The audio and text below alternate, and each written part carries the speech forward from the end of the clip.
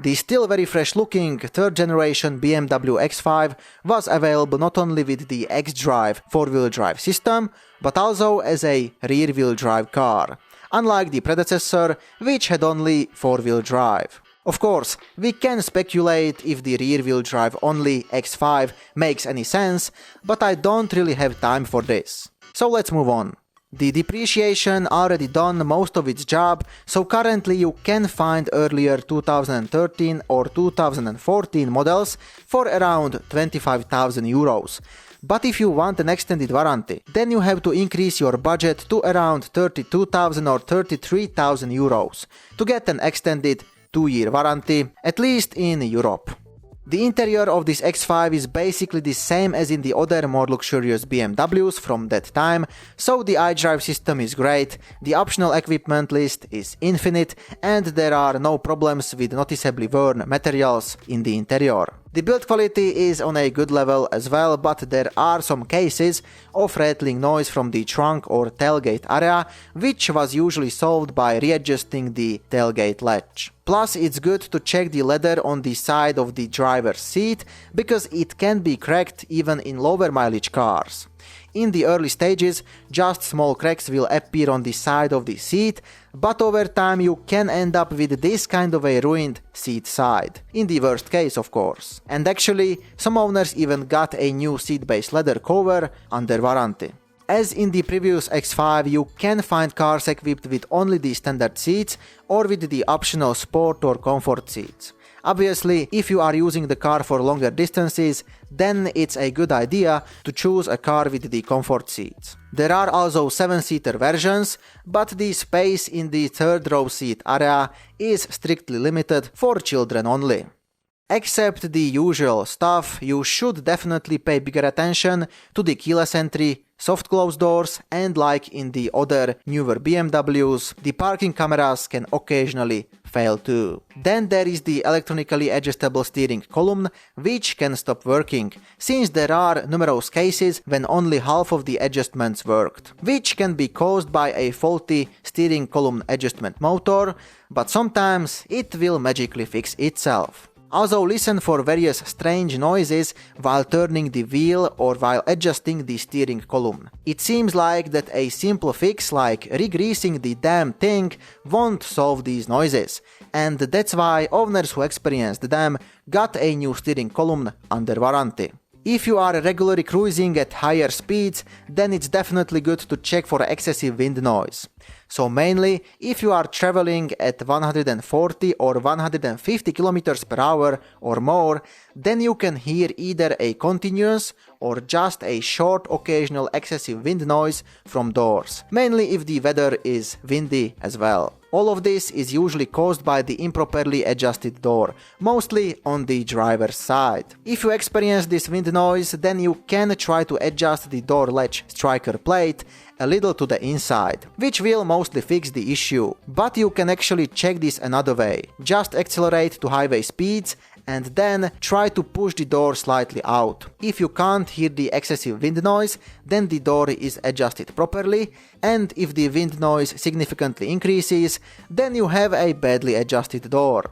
As in the other cars, check for water leaks in the interior and avoid cars with the panoramic sunroof unless you don't forget to occasionally clean the sunroof water drains, because there are already cases of clogged sunroof drains which will obviously cause water leak into the interior. Make sure that the area under the windshield and near the bonnet hinges is clean as well, since it can accumulate leaves and dirt over time.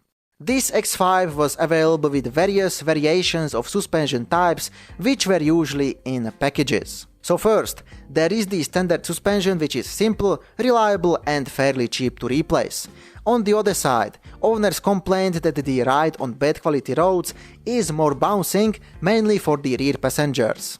Then there are the electronically adjustable shock absorbers, which can be adjusted from comfort to sport settings. So they are better than the standard suspension in terms of handling, but they are also more expensive than the regular shocks. After this, there is the self-leveling air suspension only on the rear axle, which can be combined only with the electronically adjustable shocks. And lastly, there are the active anti-roll bars, which can be, again, combined only with the electronically adjustable shocks and also with the air suspension on the rear axle. This last combination is obviously the best, so the car can be very comfortable in comfort mode, and in sport mode it has great handling with the minimal body roll in corners thanks to the active anti-roll bars. On the other side, you have to be prepared that the air struts are not made to last a long time, so they can leak even after 4 years or after 40,000 or 50,000 miles. And it's good to occasionally check the plastic height sensors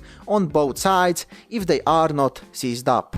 The active anti-roll bars should be still in a good condition since the car is still young, but as in the other BMWs, they are not cheap to replace. There are numerous cases of prematurely worn front lower control arms even after 30,000 miles. In this case you will hear clunking or creaking noises from the front suspension, usually while acceleration from standstill or slowing down. Occasionally also while driving on bad quality roads.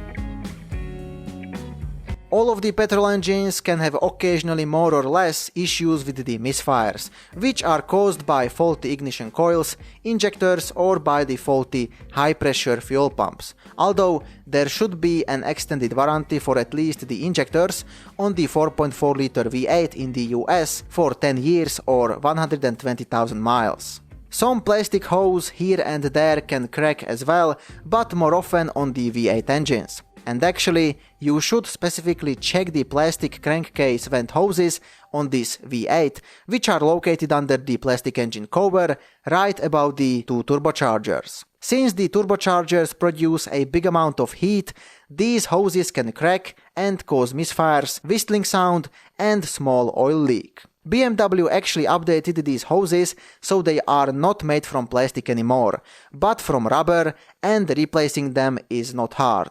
On the other side, they are also not very cheap. It's also good to check for oil or coolant leaks, mainly on the 4.4-liter V8, because in some rare cases they can appear even after 40,000 miles.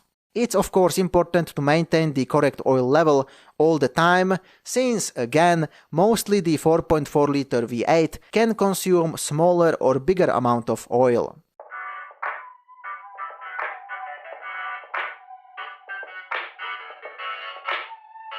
When it comes to diesel engines, it doesn't really matter which one you choose, but to minimize most of the issues, you should use the car mainly on longer journeys, and it's also very important to use high-quality fuel. Then you should keep in mind that there is a recall related to the possibly faulty EGR cooler, which can leak coolant. The coolant can mix with carbon buildup, and in very rare cases, this mixed deposit can catch fire. So make sure that the EGR cooler was replaced under this recall, and if not, then ask the dealer about this.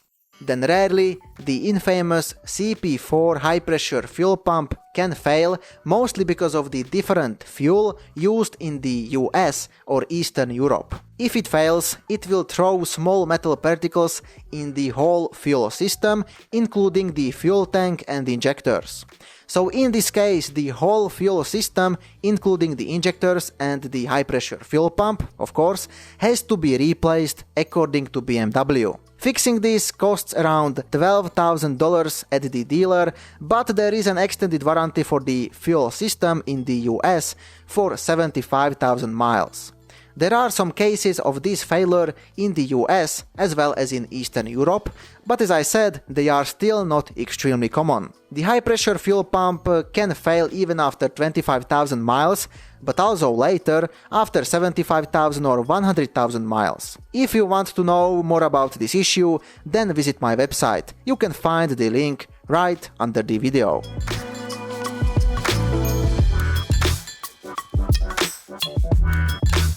All of the engines are equipped with timing chain, but as in the other newer BMWs, after 124,000 miles, you should be prepared to replace it. On the other side, with the proper oil change interval, it can withstand a lot more, mainly in the 6-cylinder engines. This BMW is equipped with only the 8-speed automatic gearbox, which is usually in a good condition, so just change the oil in it and check it before buying. Obviously, check for all those strange howling or whining sounds from the suspension and also for shuddering at acceleration. The car has to ride smoothly and quietly. It's also good to look at the rear differential, which can rarely leak. In this case, you have to remove the differential cover and put new silicone sealant on it, so it's not very expensive to fix this, if you notice it in time. To summarize things up, if you want the most reliable version and you want to keep the car for a longer time, then choose the 6-cylinder petrol model with the standard suspension, avoid cars with performance upgrades, buy only a car with proper maintenance history, and keep extra money for the additional repairs if you are buying a car outside of warranty. If you have personal experience with this car or more information about it, then you can write it into comments. Thanks for watching.